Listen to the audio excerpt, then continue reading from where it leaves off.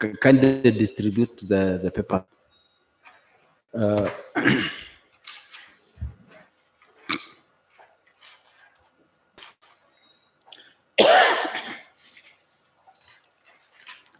Under the budget of 2018-19, you see under education and vocational training, we had under ECD 114,500,000 for 2018-19.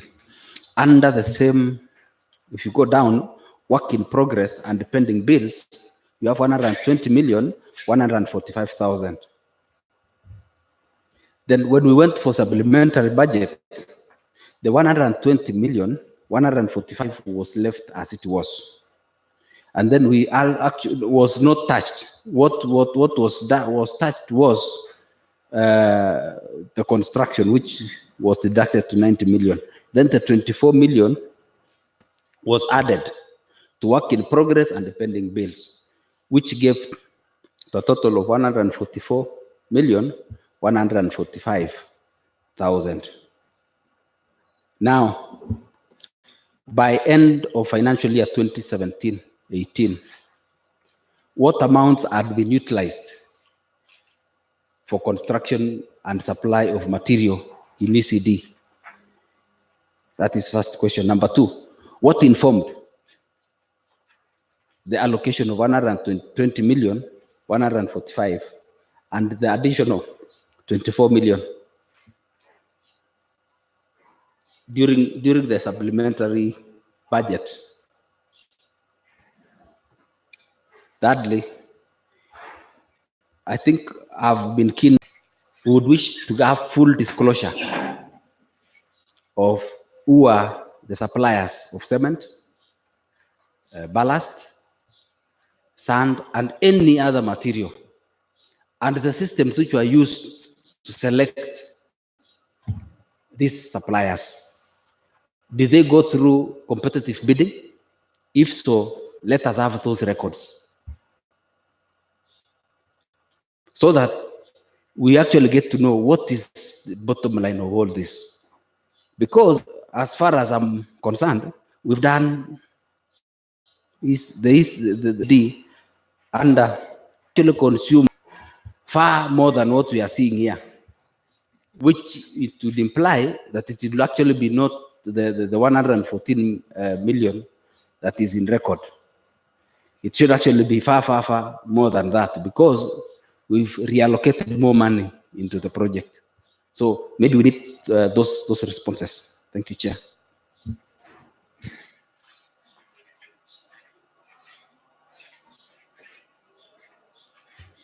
Yeah, thank you, Mr. Chairman. I think when I met the response that the suppliers, as the suppliers of materials, how to make a profit. I think the fact that somebody applied to supply the materials implies that that person was in business. And hard to believe that whatever those people were making or whatever they are making is within the businesses that they are actually undertaking. It should not imply that we were actually giving out money to people just because we were doing the construction work. I think that should not be construed to have that meaning. Two, it's true that in the year 2017-2018, the allocation was 114,500, and that from the list, from the paper that you've given us, there is 24 million that has been earmarked for construction and equipping of a vocational training center. That is actually different from the 24 million that we are talking about as having been through the chair. It is just unfortunate that we've not brought in the supplementary budget. In the supplementary budget, we are not talking about the 24 million, which is for equipping. We are talking about in the supplementary budget, we deducted 24,500,000 from ECD construction. That is why we have 90 million. And the same was transferred to work in progress and pending bills. We are not talking about the equipping of what? No. We are talking about that 24 million, which was transferred from construction of ECD classrooms 2, work in progress and pending bills. Yeah. What I'm saying is that initially as the construction work was going on, and money had not been paid, the 24 million that I'm talking about as having been requested through the supplementary is actually to pay for the historical bills that are there, because we were talking about bills dating back to even 2016 when people completed the projects that had not been paid. The cumulative figure that we have in the department is 59 million and some few as pending bills. That's basically what we have on record as a pending bills in the department. And that when we made the request for 24 million, was actually to enable us to pay for those who had completed the work. There are those who have not completed the work, and we have no issue about them, because when they complete the work, that is when we'll actually talk and think about the work that they have done. That's basically the way as it was. Excuse me, Banasio. Yes. So the 24 million that you are referring to, taken from construction of VCD centers, includes pending bills for ECDs and VTCs?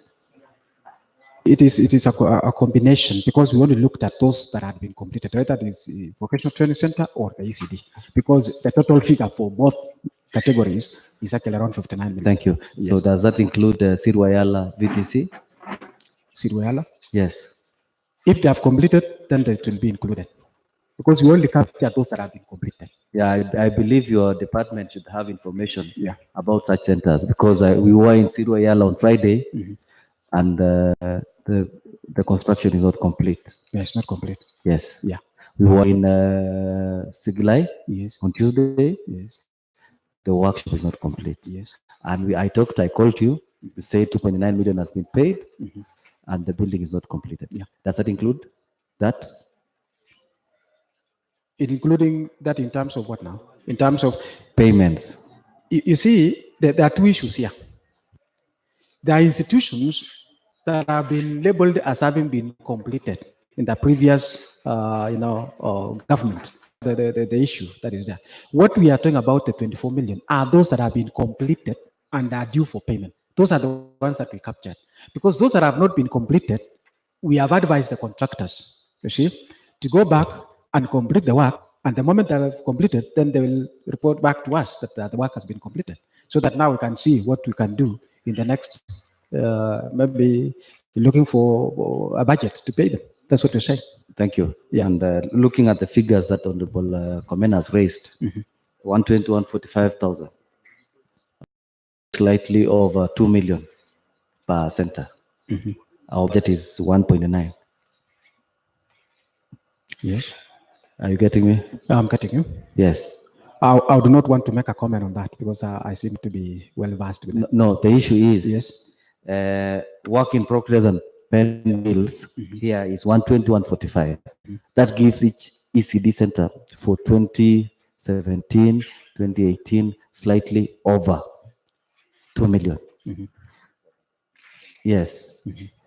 That is above, more than 100,000 above what you budgeted for each ECD center.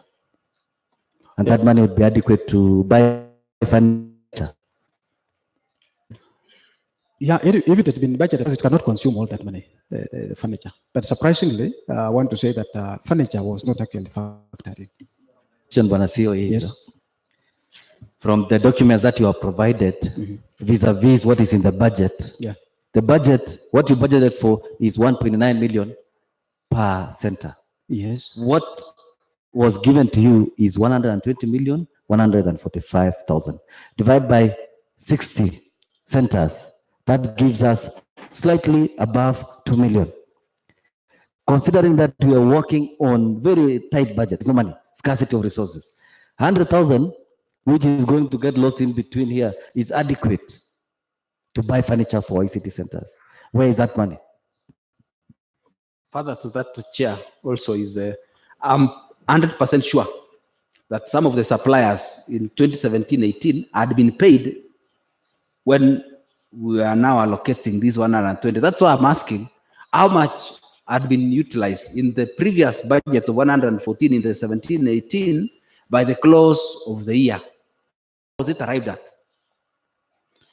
I think, to the best of my knowledge, like when we started the construction work in April 2018, those were only almost two, let's say 2.5 months before the close of the financial year. It's not true that by the time we were starting the construction, payments had been made because construction work was to commence with the start of the supply of materials. Therefore, the payments would be made thereafter. And we started making the payments after the start of the financial year. Chair, so that we are actually out of doubt in everything that we're actually asking, we need payment vouchers for all these suppliers, so that we actually have records in terms of, we are not talking verbally. I think the department should be having the payment vouchers as per what they have paid for, and we can still get that to be supplied to this committee. Thank you, Chair. I concur with Honorable Comment. Maybe only timelines. Waziri, how many days do you need to provide vouchers indicated per center so that we can reconcile what you have indicated as already paid and the actual expenditure? How many days do you need? Thank you, Mr. Chair. I commit to this House that you give us until Friday and we will avail them.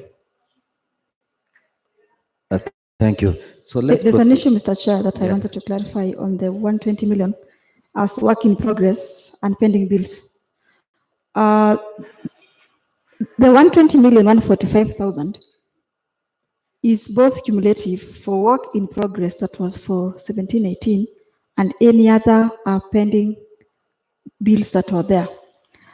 Maybe to clarify and to set it straight to Mheshimiwa is that we will avail the documentation that you've requested for as per the end of the financial year.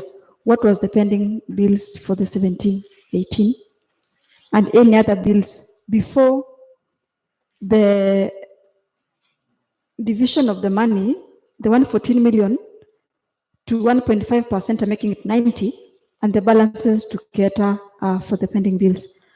And Mr. Chair, with me here is a record of the pending bills for the pending bills for the ECD centers, and the total amount for the pending bills for 56 projects, ranging between the financial year as late as 16 is shillings 24,395,000. We also have the list of the pending bills for the vocational training institutions, the 23 centers. I had it here, and give me a few minutes, I sort my paperwork here, then I communicate to this House how much are the pending bills for the vocational training institutions. Okay. Thank you, Mr. Chair. Thank you. Yeah, maybe copies can be made available for all of us. And then there is a question raised by a member of the public from Kapkangani. Maybe Amos Barno is asking whether there is a waiting list for ECD centers. I think that one is usually by the members of the county assembly. He's asking specifically ECD in his place called Besonik. It's in a bad state. He's asking, he's concerned. I don't know whether you have information about which center is that? Yeah. Besonik in Kapkangani ward. I don't know whether the member of county assembly has factored in. The Besonik ECD is factored in the 2018-2019. So it's among the ECDs being constructed now. Under the committee plan. Okay, thank you. The other question raised by the public, maybe this one can come later. Maybe this one can come later. The other question is disaster preparedness in our learning institutions. We have had cases, the department, we have had cases like Amnyamis. We have had cases like Ribisi Academy. We have other cases in Aldai. How is the preparedness? I've seen the, I don't know whether you'll factor in your budget proposals. Yeah, thank you, Mr. Chairman. Yeah, it's true that we've had unfortunate incidences in our county where institutions, occasionally encounter, some natural calamities, and at times it becomes difficult for them to meet the cost of bringing them back to functionality. And that when the issue of Kamyemes arose last year, as a department, we did manage to ask the Department of Finance on the way forward because, from the initial allocation that we had in the budget, it was not there factored in terms of an allocation. And that the advice that we were given was there would be, a kind of we're still waiting for the advice from the finance department, whether that has materialized, so that when we have an incident occurring in the Department of Education, for example, actually ours would be, to request the public works to assess, the damage, and then we forward, the recommendations to the Department of Finance for financing, so that the whole issue is sorted out. So, as a department, ours would only remain as, noting the problem, sending a team to assess the damage, and then forwarding, the requirements of the Department of Finance for financing. That is what we have only been trying to do. Thank you. Noting before Honorable Mayor can raise, noting that our children are being accommodated in unsafe and sanitary conditions. For the case of Kamyemis, of course, it was Mabati. Cheribisi, again, it was Mabati. And those are very unsafe structures. And the county, looking at the resources that we have, we may not be able to support boarding facilities in these schools. I don't know whether you are coming out with a policy or whether you are going to implement the existing policies on the structures, the conditions of OECDs. Yeah, I think what we are supposed to do as a department is to ensure that the policy on safety of children is domesticated so that it can be, utilized in the county, because there are certain standards as actually passed by the national government, which we are still actually using because we have not domesticated the same to our own county. And it sets out certain basic standards. And it's true that as much as we want to implement every part of that statement, it would be difficult because of the financial costs. Because if we have got to do away with all the Mabati, the fabricated stuff in our institutions, is actually going to be such a Herculean task financially. But we know that they are in some situation really safe for them. Thank you, Honorable Mayor. Thank you, Mr. Chairman. I think what we need to do as a department is that it should not be, other activities should not be related to financial activities. I would like to ask if your department have inspectors to visit to schools to check the scenario of the institutions, to give advice on what they can do, what they can prevent, so that other issues that are related to financial can be avoided without using finances. We would not really say that we have inspectors per se, but the people on the ground, for example, the assistant directors who are in charge of the sub-counties, have the mandate occasionally to visit the institutions and advise us on any, impending issues that require our attention. Yeah. But then when there is need for us to capture, which will actually do a whole, an audit of the whole institution to capture all sections and sectors in the institution. That's basically of ensuring that the said schools implement what is there in law. Otherwise, we'll actually just be following, moving up and down, and we are endangering the lives of our children. So I think that is that under your guidance, you could actually give timelines in terms of these schools to improve. And noted that, Mr. Chairman, and we would be advising the institutions in due course on how and when they're supposed to ensure that all whatever is supposed to be done is actually done in their institutions. We have taken note of that. Thank you. The other issue, the next issues are basically on VTCs. And we went round. The first one is we have visited various VTCs and went to Sigilai, Cheptarit, Siroyala, Kurgum. The first issue is water. Trainees are suffering, instructors are suffering. There is no water, like safe water to drink. Thank you, Mr. Chairman. It's true that our vocational training institutions actually have a problem with water, and that from the list that I have, that in this respect, when you look at all the institutions that we have in our county, water is a major problem. That the advice that we occasionally give these institutions is actually to prioritize on the issue of water. However, we have also been trying to discuss with the Department of Lands, Water, and Natural Resources to see the best way to go in terms of provision of water to these institutions. Because as a Department of Education, we cannot actually do that in isolation from the Department of Lands and Water, because that would require quite an amount, which in our own information as we are talking now, not really possible for us to raise that budget. It will require maybe one financial year for us to suspend all the others so that this can be done.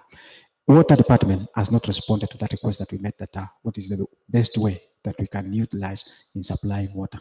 And I want to believe that if it would be prudent, then I think the most important way and maybe system to use would be for the institutions to tap water from around where they are. Because I want to believe that there's a project in the Department of Water where they are trying to supply water to various points. If that will be the case, then I want to believe the moment water arrives nearby the institution, then they will tap from there. Chair, I think maybe an advice also. I wish we had the drilling machine ready to work. I think this could have been a joint venture between the institution, what they're able to collect, and the county itself. I think we can make partnership and ensure that boreholes are drilled in these institutions, and I think the rest would actually be worked out. Maybe that's just a. I think on vocational training centers. What have you actually done towards Cheptarit?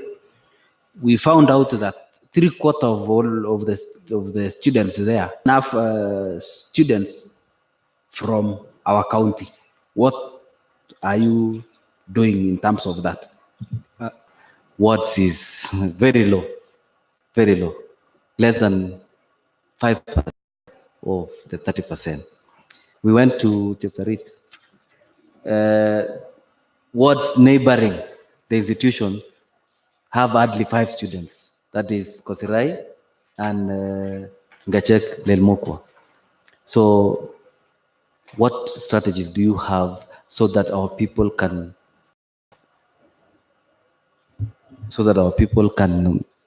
adopt and take their children to vocational training centers? Thank you so much, Mr. Chair. Mr. Chair, it is worth noting that the perception in our region about the vocational training center is still low. And that is why, as you've put it, is that most of our centers, the trainees are not from around. And Mr. Chair, we have taken a keen eye as a department to see to it that we make our community be aware on the importance of having our children to train for courses at vocational training institutions. And maybe before I mention the strategy that we're doing as a department is that in our 15 ECD 15 VTC centers, in our county, the following courses are being offered across them at different vocational training centers. We have the motor vehicle technology, building technology, appropriate carpentry and joinery, metal process technology, hairdressing and beauty therapy, fashion design and garment making, information communication technology, electrical and electric technology, food, beverage and processing technology, whereby we have different numbers of trainees training in these centers. But then after they have trained, there have never been a graduation to even make them appreciate that the course that they have taken is worth it. And it is something worth their communities and their villages identifying with them. So what we have done as a department is that we are organizing for one joint graduation ceremony for all the 15 vocational centers to be held at a date sometime in May. And we will inform this committee once we make progress towards the preparation for the day. And our key agenda and vision to doing this is that we want to change the perception. Many a times, these vocational training institutions have been turned out with a perception that they're meant for failures, for those who did not pass well in school. So it looks like it is the last option for somebody who did not make it to maybe other institutions of higher learning. But through that, Mr. Chair, we intend to captivate and give a positive, perception about the vocational training institutions. And on that matter, we will be having a graduation of between 1,500 to 2,000 trainees who've successfully completed their training in these vocational training institutions. We believe that way we will change the perception, and the enrollment in our centers is going to be high. Thank you, Mr. Chair. Yeah, My CEO can add up something kindly before you proceed. Yes. Oh, so. Thank you, Mr. Chairman. It's true that the perception that we've had in the vocational training centers has not been good for quite some time.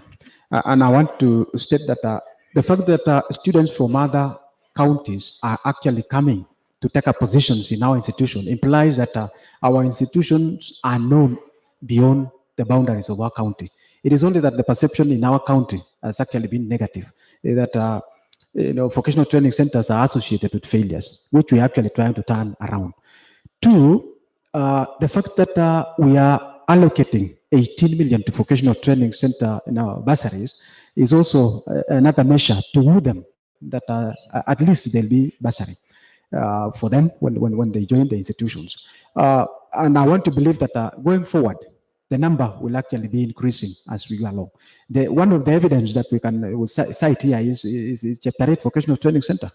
It has actually improved in terms of enrollment to the extent that we are now talking of over 460 students who have actually enrolled in Chapter 8.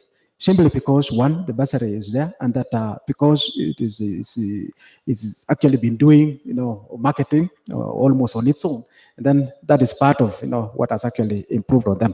The graduation that we are planning is also another marketing strategy, because at the end of the day, the perception that has always been is why are students not graduating from these institutions? Because as far back as 2014, they have not had any graduation, and we want to change that by actually organizing one graduation ceremony for all of them, to change the perception that people don't graduate when they go to vocational training centers. And I want to believe that with that graduation, somehow things will change, because they will realize the importance of also joining those vocational training centers. We are also, in the process of at least utilizing part of these graduates, those who have graduated and there are vacancies maybe in the county. Occasionally we give them preference. Those who have had certain skills, we always give them preference in the employment when any opportunity arises in the county, and that will also give them the marketing option. One problem that we've always had is people going to these vocational training centers, they complete their studies, it's like there's no graduation, there's no job, and all this. These are the issues that we are trying to change, in the perception about. Thank you. As you address the issue of enrollment, it is noted that one of the issues that could pushing people away from our VTCs is the quality of infrastructure. Having visited Sigilai, it's pathetic situation. Some of the facilities there, in fact, are inhuman. One of the buildings is almost collapsing. Looking at 24 million allocated, that money has taken so long to be spent. They are expecting around 5 million. Chapter 8, they are using Mabati classrooms, 6 million. It is taking too long for them to receive the money so that they can improve infrastructure. The other issue that the department, I don't know, Sirwayala charges 8,000 shillings for a day scholar. Of course, all their students are day scholars. They charge 8,000. Siglai is charging over 17,000. You remember I raised the issue of harmonization of fees like what the national government has done in its institutions. At almost over double. What's the difference? I don't know whether you've noted this. Yeah, I would want to maybe respond to that. One thing that should be noted is that the vocational training centers offer, different, courses in principle, and that the cost of almost each, of each course actually varies because it will depend on what you are offering, and that. To cut you short, are you trying to defend this disparity? I'm giving an example. Let me give one-to-one course. I'm giving tailoring and dressmaking in Siglai and dressmaking in Sirwayala. Sirwayala is charging 8,000 shillings for a day scholar. Tuition. I don't know whether it's tuition. Siglai, in my ward, is charging 17,300. Do you justify that? They receive the same capitation, 15,000 each. They receive the same funding from the county. The instructors are paid by the public. What justifies a difference of 9,000? What justifies that? Mr. Chairman, I'm not disputing, nor do I'm trying to defend, the disparity that is existing. It is there. The disparity is there, and that for a long time, it is evident that the vocational training centers had actually been neglected, and that when we had the last meeting, with the managers, this is one of the issues that we raised, and we have started negotiations and discussions with them on the way to bridge, this gap, so that all of them are actually brought on the same level. I was quoting some of the issues that they raised. That one of them is we don't offer the same, courses. That's why there's that disparity. And I want to believe that, going forward, if we're going to discuss and agree with them, then we are going to harmonize the fees. I remember you raised the issue, and that is why we had the meeting with them. It's only that we have not reached the final end. Yeah, Siglai, we have statistics. Siglai must be the most expensive VTC we have. I mean, we went there, learner trainees don't have basic learning materials, like the dressmaking, they don't have. And the reason they were giving is that they have not received the grant, the conditional grant, which it was delayed. I've taken statistics from these other VTC, including Chapter 8. Chapter 8 is charging only 12,000. So, first of all, we cannot go into the next calendar year before we harmonize fees. If these institutions are going to be funded by the public, the people of Nandi County, Honorable CC, we must harmonize the fees. We must harmonize the fees. Secondly, in relation to this, Banasio, my question would be, when is the last time we audited the accounts of our VTCs? As much as I can office, we've not done any audit. And that it was only last week when we were discussing with Waziri when we can actually fix and do an audit. Waziri is here, she can confirm the same, because we need to do an audit. So that we seriously need audit. Without even seeing the facts and figures from these institutions, the institutions have been run down as a result of mismanagement of funds. It is not even an issue of lack of funds. Having gone to Siglai, Seeing that the students have been sitting in that class for 3 months without furniture, without tools, very basic tools, and they have been receiving funds. So we are requesting that an audit, a special audit, be done for the last 4 years on the accounts of the school, all our institutions, the 15 of them. Yeah, that's what we have been doing the arrangement to do. Thank you, Chair. Sorry. Honorable Mayor. As you have said about the auditing should be done, but I would like to ask this question about the curriculum. Do we have people who supervise curriculum so that we have uniform information given to our students in all these VCTs?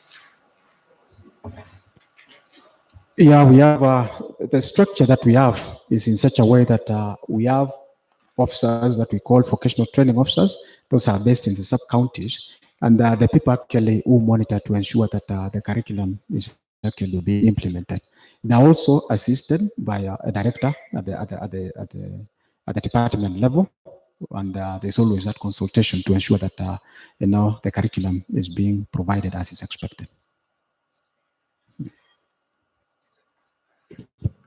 Thank you, Chair. Mine is, it is more of like, for example, Terek ward is a very long ward. We do not have a vocational training center. I'm wondering whether you've actually considered Terek in the next financial year to construct so that even the people of Terek can also benefit from this. That's number one. Number two, there are two items. Why is it that we are seeing construction and equipping of vocational centers for 24 million and development of youth polytechnics at 37 million, 255? Why are these different allocations? Yeah, thank you, Mr. Chairman. The 24 million as earmarked there is actually amounts that are given by the county government. The 37 million, these are grants from the national government, and both are meant to go to the vocational training centers. And you can see that the 24 million, we've already earmarked the same amounts for construction of at least a classroom, and for Sigilai and Chapter 8, that is basically for the administration and the tuition block. That's basically what we've done. Mr. Chairman, on the Sorry, same... I think just before you complete, I think I was expecting at least this time round Terek to have at least some groundbreaking, at least some allocation in the next financial year. I'm actually asking about Terek because Terek has been marginalized for so long, and I'm expecting possibly that to give us a positive response that in the next finances, we should actually be having a vocational training center in Terek ward. And maybe a point of concern, the grant is not called Development of Youth Polytechnics. It is called Subsidized Vocational Training Center Support Grant. Why is it not indicated as the grant as is? Why is it that it's actually given almost the same name with what we are allocating as a county? I know from our county we are allocating 24 million. The grant is 37 million. Why is it that it is not indicated as a grant? That's before you answer that. The SVT CSG grant for 2017-2018 was 29 million. This 37 is for 2018-2019. Yeah. So that you respond to this. The money was not disbursed on time. Yeah, it was not disbursed on time. And we are worried that that 7 million may not be disbursed on time. and the VTCs heavily rely on these funds. We want to know, first of all, why it was delayed and why this one is also going to delay, and why in the budget voted, you've referred to it as development of youth polytechnics. Thank you, Mr. Chairman.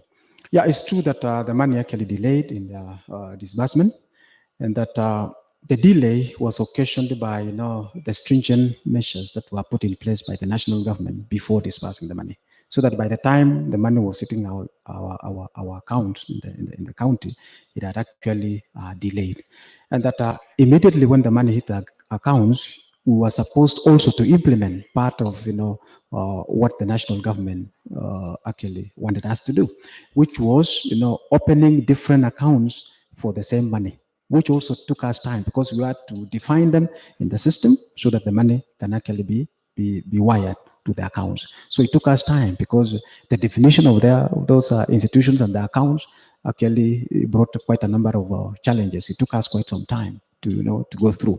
And even as we are talking now, we have two other institutions whose money has not even been wired because of the challenges. Each time when we want to define them, the system rejects. Yet those are the the accounts that the institution has actually given us. That these are the new accounts that we have opened, and that you also realize that it is not us as a department that does that work of defining the institutions. Is the Department of Finance. So when we forward the names of the institutions and the account numbers that they are forwarded to us, it is them to actually define them in the system. So when it takes time, we also go by what they're telling us, because as much as we put the pressure, it actually delays. That was the challenge, and the stringent measures and regulations that were given did not only disadvantage us as a county, it actually disadvantaged almost all counties in this country. And that as late as last week on Monday, we were still discussing the same issues. I attended a meeting in Nairobi where we were discussing the same issues, asking why can these regulations be simplified so that this money can be can be dispersed to the institutions. Because at the end of the day, as much as we would want to follow the regulations and all this, which is a good thing, but you see some of the issues and regulations that at times are given become again an impediment in the disbursement of the same money. That's why that money delayed. That 7 million that is there, we are trying to find out. Because you see, when an allocation is made, if it is not disbursed in the previous financial year, what happens to it? Is it carried forward? That's the advice that we are seeking from the national office to advise us. And we are waiting for the response from them to tell us whether, whatever was disbursed, was it now disbursed in this financial year? Because if it was if they cut the amounts from this financial year, then we are only talking of around 8 million as remaining. So until we are given that advice, it will not be possible to argue. Sorry, I have this circular. Yes. From the PS, the SAI. You are talking about this letter. This circular says that until and when you have shown evidence that you have disbursed the grant for 2017-2018, you will not receive this other. I've looked at the figures. 2017-2018 was 29 million. 2018, the live financial year, which is ending in a few days, is 37 million. Now you are talking about a balance of 8 million. Which one are you referring to? I think that there's something that maybe we are not reading on the same page. One, we have since, given the returns to the ministry that we have disbursed the money, except for the 3 that we're having the challenge, and we're trying to sort out the challenge for the institutions that have not received their money. What I said was, we are seeking clarification from the ministry. Whether, for example, these 27 million that we have disbursed, was it now from the previous, that was 2017-2018, or because the financial year had ended without us disbursing the money? Could they have picked that money from the 37 million that was earmarked for this life financial year? Because we have no, I think the circular is very clear. Yeah. The circular is very clear. And the financial year being referred to is 1718.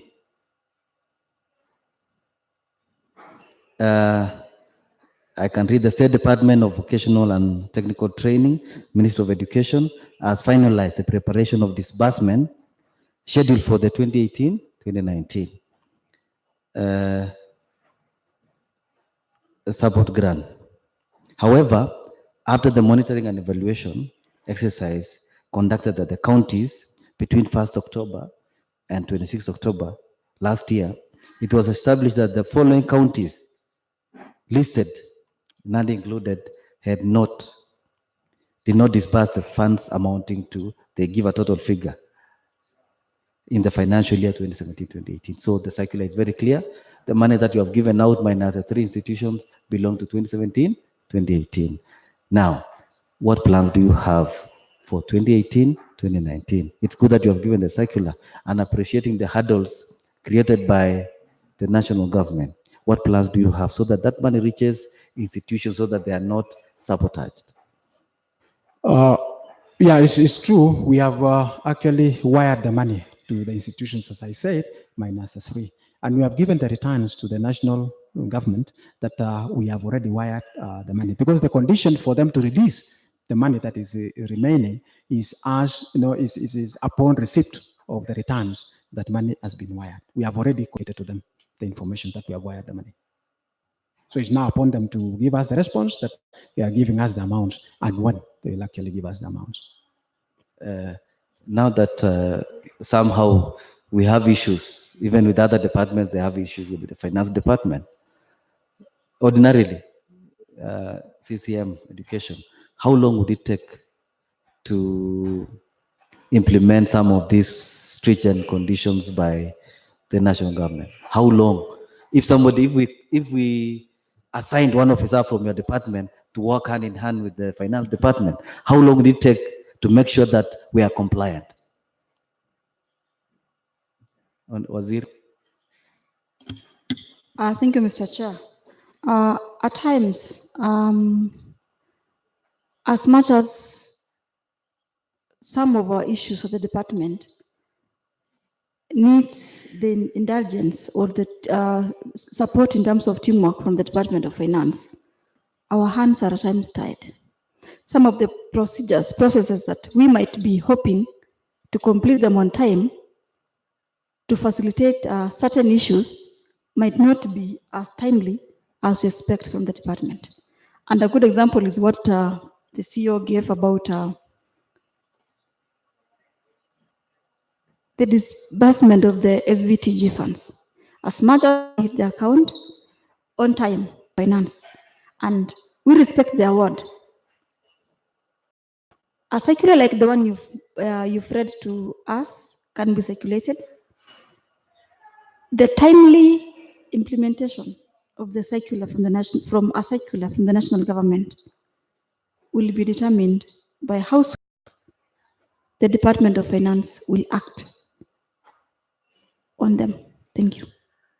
Ordinarily, it's surprising that in reference to the finance department, this money was supposed to be expended from July 2017. Yeah, July 2017. But those funds for a whole year. It's more than 1 year. It was given this year. That is over 17 months. I don't know how stringent it is. Can you maybe tell us what are some of the measures they put in place so that you cannot expend this money or you cannot access this money? What are some of them? Thank you, Mr. Chairman. I want it noted that when some of us came in, as for example, as a chief officer for education in 2018, the issue was still there. It was dragging, as it were, and that these were only 2.5 months before, the end of the financial year, and that upon the end of the financial year is when now we're asking whether this money was possible for us to be given the money.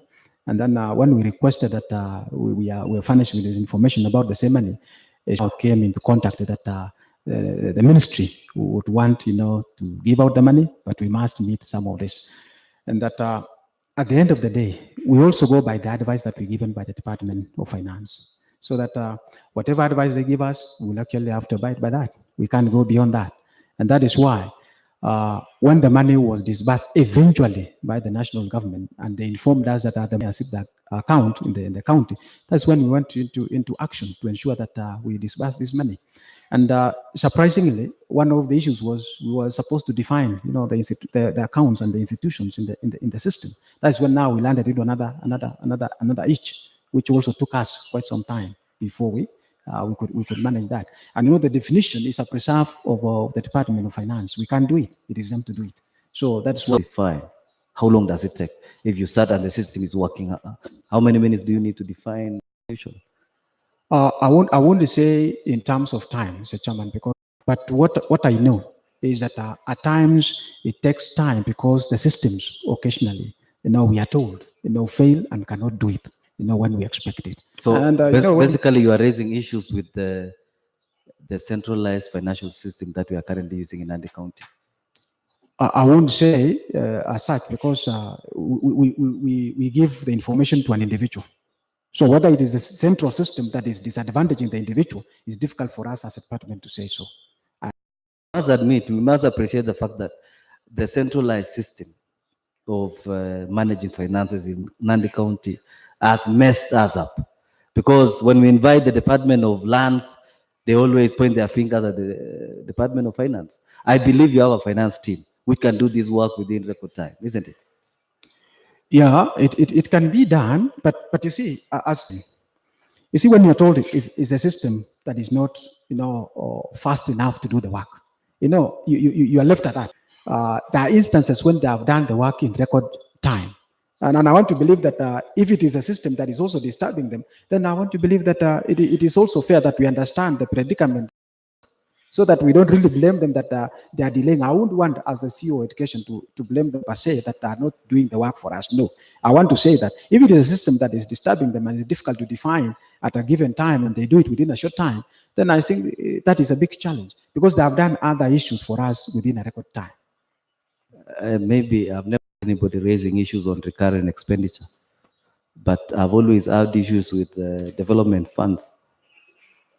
Anyway, so I don't know whether, just a moment. Honorable Murray, do you have any other issue there? Thank you, Chairman. Mine is on this document which we have been supplied with on pending bills for ECD centers. When I looked at it, Chairman, I realized that they are actually on historical pending bills. And what I realized that it is not exhaustive the way I expected, because to each one of them, despite the fact that they are complete. The remaining amount had some conditions before it is paid. But according to this one, it is written complete, but there are certain balances without conditions. So maybe they can expound on that. And again, the list, I can see I have around 2 which are missing. And they are supposed to be in these historical pending bills. So, Chairman, I think they can still explain about it. And then on this one, and there's AD brought from somewhere, I don't know. Because why I'm saying is that there are certain amendments which were made on this, but I can still, I have seen those amendments are not reflected here. So they can still explain about that, because what I fear is embarrassment, whereby you may report to a certain project which is no longer in the amended ADP. and then later on you realize that it is not that one, you change, so it can embarrass us. So I don't know. I'm asking this a question actually. So thank you, Chairman. Chairman, connection on the same.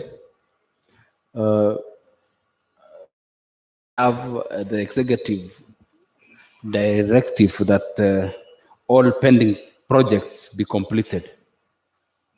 Accordingly, from what I'm even seeing, kindly mark the one for Terik Nyinyira Primary School. It is indicated at finishing level, having paid 691,621, only remaining with 76,957.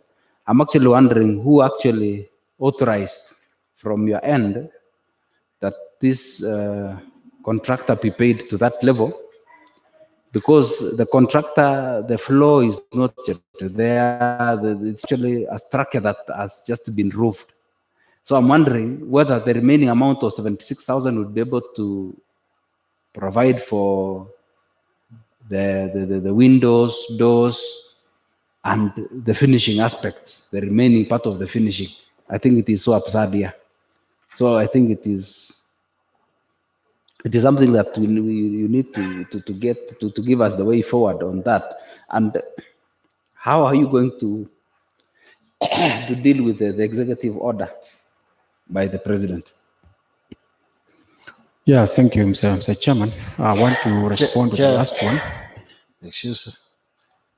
Maybe can you respond to that and then you come to your question? No, allow me to ask Okay, this one proceed. because I have skipped the other one.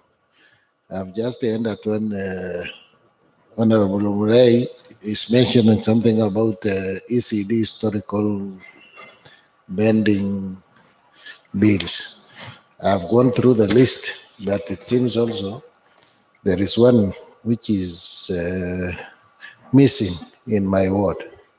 I don't know whether it has been paid, but the project is incomplete. It is. Which year? The pending bills. The pending bills. It's missing. I'm not saying it is not. Oh, it's not in the list. It is not in the list. Okay, maybe they can confirm. Yeah, What's the name of the ECD? Taret Moy. Yeah, thank you, the Chairman. When we talk about the historical bills, we are talking about bills that were actually meant to have been paid, by the time the new government came in, but they were not paid. Two, there's also the other aspect that there are certain bills that were paid without work being completed. That is a fact that is there on the ground, because what was handed over to us as pending bills, as I said initially, is around 59 million. And that they've given us a status of the institutions as per the records that we have, and as per the time when we were taking over. And that at times when you check on the ground, the work that has been done vis-a-vis the amounts that have been paid, you see there is some disparity. In some cases, it's indicated that work, has been, it's indicated that the amounts have been paid, except the holding fee of around 10% of the total cost of the project. But then when you want to go to the ground, you discover that there is no work that was done. So that the list that you are having, that is talking about some few, those are the ones that you would want to pay them through, the 24 million that we, requested for through the supplementary. Because these are works that have been completed. We can see them, they have been completed, and these people are not being paid. So we want them now to be paid. And that those that are not being, are not captured in this. Either they have not, completed the work on the ground, or we would want them, to tell us whether they will continue, the work or not. And that we have already advised them that we would want the work to be completed. Or if they have any other option that they would want to give us, then they can give us the option so that we make a decision based on what the response that has been given by the contractor on the ground. That's basically what you're saying. So as to how we are going to handle the situation where a contractor has been paid the money, yet the work has not been done, I think that is something that is beyond the department. It requires consultation.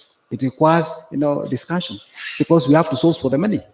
Because if the contractor has been paid, it is not the group that is there in the department now that paid the money. We didn't pay the money to these people. But the records that were handed over to us were indicative that the money had been paid, yet the work had not been completed. That is a different, situation that requires different handling. Maybe Chair, another issue. I'm seeing another project written finished unless it was done recently. Otherwise, as far as I'm concerned, by the time I was there, this one I'll confirm whether it is actually complete or not, because I'm seeing here it is written finished.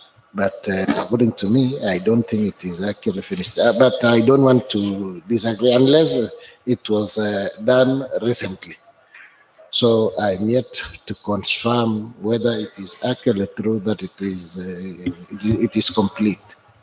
So I want to say, Chair, does it mean that in these bending bills for those contractors who are paid without doing the work will just walk away with that money, and for those who have not been paid and have done the work, it is the responsibility of the department to pay only those ones? Don't they have any other avenues whereby they can follow and maybe do something about those projects which were paid without being done? Thank you. Yeah, before you respond, now that Honorable teacher has raised that issue, looking at my ward, the ones which are still not paid, like a Ben, looks better, but not paid. Not even a cent has been paid. Chaptungeng looks better, but no cent has been paid. There's one which is missing here, which Mr. Biwott and I have discussed. As Honorable teacher has raised, it's not in this list, but it has not been used. And the main reason why it has not been used, it has been condemned by the community because it can collapse on the learners. So now that Honorable teacher has raised, should the contractor get away with it, or we can surcharge not the contractor but the person who signed the completion certificate? It's true. It's true that there's some structures that are now complete, partially, and I would want to make it known to this that before we make any payments, we would ensure that to be been done. And the moment they issue the completion certificate that it is now complete, when we process and start making the payments. As payments were made initially to even contractors who had not completed the structures. I think I'm not in a position to answer that, because that is a bit Why? I mean, when you took over, there were handover reports. Yeah. You have full responsibility to act on his and to act on the future. Yeah. Now that you say you are not in a position, I mean, what are you communicating to the people of Nandi?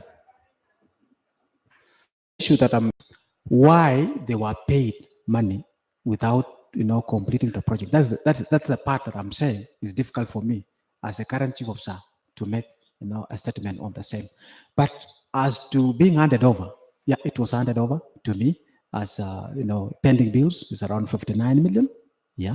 And that there's a breakdown on how money had been paid. But you see now, when you go to the ground, you discover that money had been paid and the project has not been completed. So what we've done now is actually to write to those contractors who have not completed their work to give us a response, whether they're going to complete the work, and when are they going to complete the work. And I think from the response that they'll give us, that is when the decision on the way forward.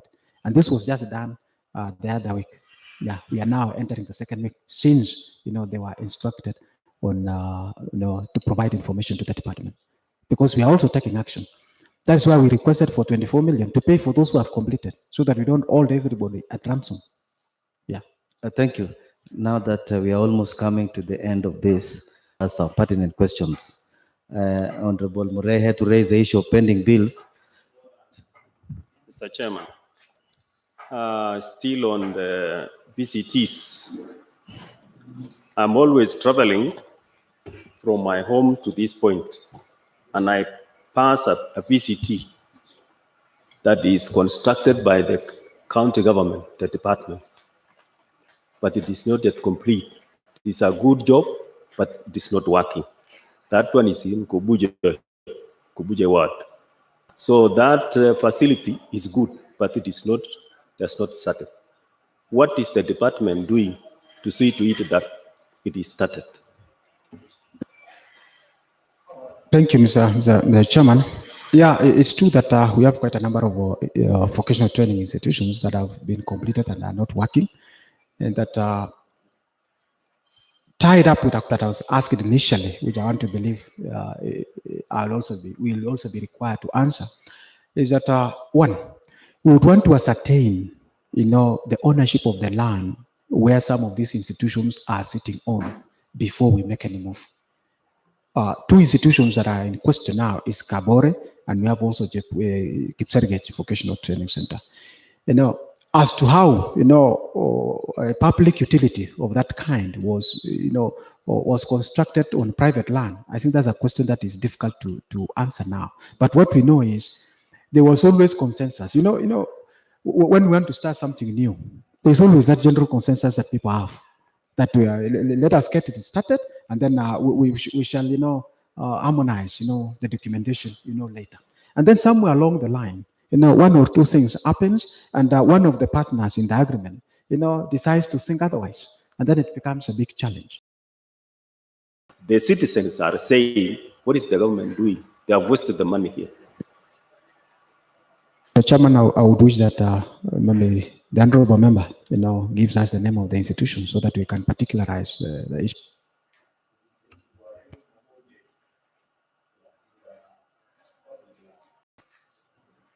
Yeah, I want to believe that the contractor is actually supposed to be part of what we are supposed to be paying. And before we start utilizing the institution, we have to make arrangements to pay. And it's part of what we are making arrangements to pay. Yeah, I was explaining the two institutions, Mr. Chairman, that Kabore, we have an issue of land. Yes, they have land, but it's not demarcated. The construction, yes, is complete, but there are certain issues that have to be sorted out. We had a publication, the other day, that was in January, to talk to those people that we are in the process of actually sorting out the issues of land. The issue last week, giving them the land registration number so that they can look for a surveyor to go to the ground and actually demarcate that land and the value, and the valuer to give us the value of that land. Because what the owner is asking is way beyond what we can manage. But you see now, we reach an amicable solution as to what is the value of the land that is. Now that you have raised that, Kipsergech is now complete. So let's start with the first issue, the issue of land. I remember when we were discussing the issue of cap, you asked me for documents, which I brought to your office. So I believe in your tenor, you will never allow